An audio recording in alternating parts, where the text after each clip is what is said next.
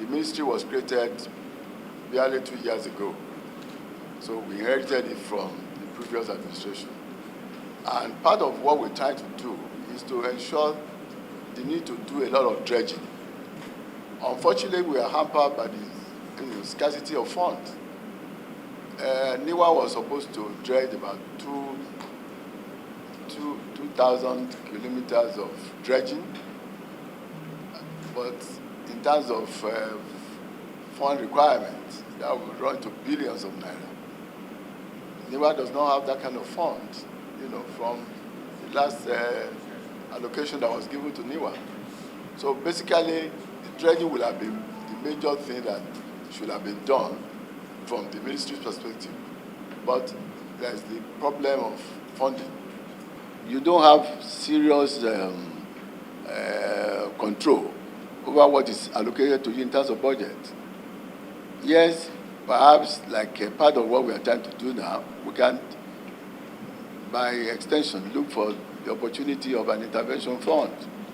But essentially, the budget thing that was given to us did not give opportunity for each of these projects to be so provided for in terms of funding. That's exactly what I've tried to explain. The Federal Ministry of Transportation has a critical role in the operation of the Baro Inland Port through ensuring effective execution of the ongoing rehabilitation of the 190-kilometer all-rail narrow gauge from Minna to Baro. This rail line will be connected to the old Lagos-Kano narrow gauge for freight rehabilitated by this administration. The route has been put into use, although the operation is recently interrupted by the Mokwa flood incidents.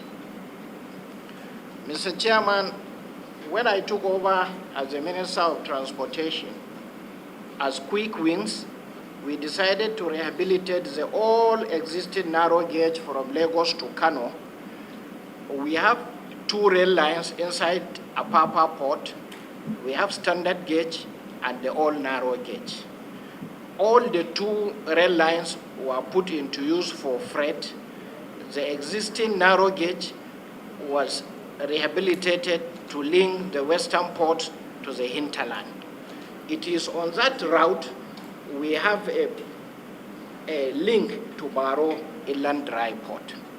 Our ongoing efforts to enhance Baro Port operations.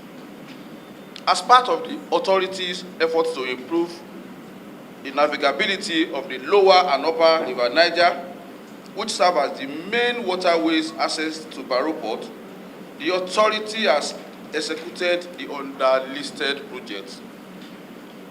Surveying activities. We have installed marine navigational buoys from Baro to Bivocation, to Malile to Kokoli in Niger State, from Awuru to Bajibo, Mudi in Niger State, for easy transportation on our inland waterways. We have surveyed hydrographically the sub-bottom of River Niger section from Bivocation to Baro.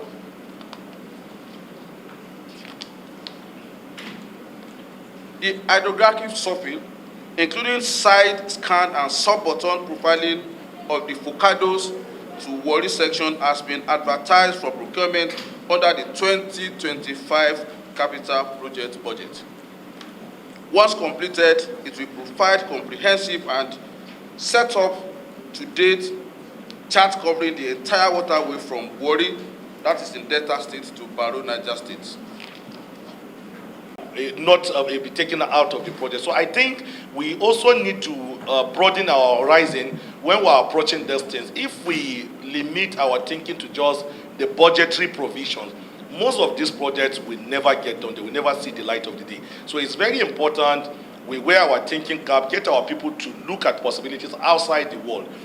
By the time we're done with this assignment, we will have succeeded in coming up with a framework that will guide future engagement in projects related to to this. Anything that has to do with big infrastructure, I'm sure we'll come up with a framework that will serve as a guide to the executive. Honorable Minister, I want to notify you, we use this opportunity to notify you that the committee is embarking on the spot assessment of the infrastructures around Baro Port, and we've already written to the MD.